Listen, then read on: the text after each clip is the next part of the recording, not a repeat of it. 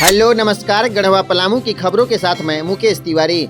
चलिए जानते हैं गढ़वा पलामू की तमाम बड़ी खबरें फटाफट। इससे पहले अगर आप इस चैनल पर नए हैं तो सब्सक्राइब जरूर करें। सबसे हॉट गढ़वा विधानसभा सीट में पड़े मतों का आकलन करने में जुटे नेता, मतों के अंतर ने प्रत्याशियों की नींद उड़ाई। लोकसभा चुनाव में पूरे पलामू संसदीय क्षेत्र के सभी 6 विधानसभा क्षेत्रों सहित गढ़वा जिले के भी दोनों विधानसभा क्षेत्रों में भाजपा अच्छे अंतर से आगे रही। विधानसभा की सभी सीटों पर वोटों का ध्रुवीकरण भाजपा के पक्ष में हुआ। अन्य दलों के प्रत्याशी काफ़ी अंतर से पीछे रहे। इस लोकसभा चुनाव में जिस प्रकार भाजपा प्रत्याशी बीडी राम और इंडिया गठबंधन से राजद प्रत्याशी ममता भूइयां के बीच जीत का अंतर रहा, वह चौंकाने वाला है। इससे विपक्षी दल के नेताओं की नींद उड़ गई है। चुनाव आयोग का विधानसभावार अंतिम आंकड़ा आने के बाद लोकसभा क्षेत्र से अधिक अब विधानसभा स्तर पर पड़े वोटों के विषय में चर्चा हो रही है। 2 ट्रैक्टर की टक्कर, इंजन के 2 टुकड़े, दोनों चालक घायल, एक की स्थिति गंभीर।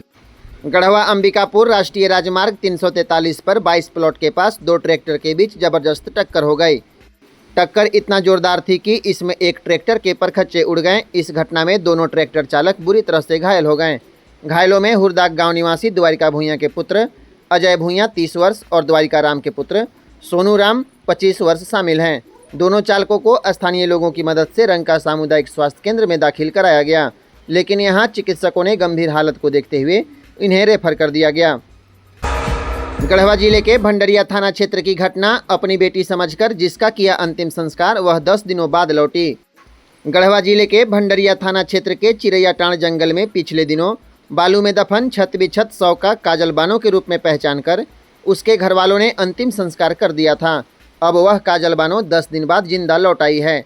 मिली जानकारी के अनुसार पिछले दिनों भंडरिया थाना क्षेत्र के चिरैया टाण जंगल में बालू में दफन युवती का शव भंडरिया पुलिस ने बरामद किया था। शव की पहचान भंडरिया निवासी असगर अली ने अपनी बेटी काजल बानो के रूप में की थी। वहीं शव की शिनाख्त के बाद उसका अंतिम संस्कार भी कर दिया गया था। इधर 10 दिन बाद जब काजल बेंगलुरु से लौटी तो उसके परिजनों के आंसू छलक उठे। बताया गया कि वह किसी बात से नाराज होकर 6 महीना पहले भंडरिया के जोगिया मठ मेले में जाने की बात कहकर बेंगलुरु चली गई थी। पलामू में हत्या के 4 आरोपियों को सश्रम आजीवन कारावास। पलामू जिला व्यवहार न्यायालय के तृतीय जिला व अतिरिक्त सत्र न्यायाधीश शंकर कुमार महाराज की अदालत ने हत्या के 4 आरोपियों को सश्रम आजीवन कारावास की सजा सुनाई है। सजा पाने वालों में चैनपुर थाना अंतर्गत गुरहा निवासी गुड्डू पासी, रामावतार पासी, महेश पासी, सुनीता देवी के नाम शामिल हैं। चैनपुर थाना क्षेत्र के गुरहा के विकास कुमार पासी के फर्द बयान पर उक्त 4 लोगों के विरुद्ध चैनपुर थाने में कांड संख्या 468/2020 के तहत मामला दर्ज कराया गया था। पलामू में मुरारी तिवारी की हत्या करने आए दोनों आरोपी धराएं, कारण स्पष्ट नहीं। डाल्टनगंज शहर थाना क्षेत्र के रेड़मा के रहने वाले मुरारी तिवारी की हत्या करने आए दोनों आरोपियों को पुलिस ने गिरफ्तार कर लिया। उनके पास से हत्या में इस्तेमाल की गई बिना मैगजीन की पिस्तौल और मोटरसाइकिल बरामद की गई। आपको बता दें, 30 मई की शाम रेड़मा में एक बाइक से आए 2 अपराधियों ने मुरारी तिवारी को गोली मारने की कोशिश की थी।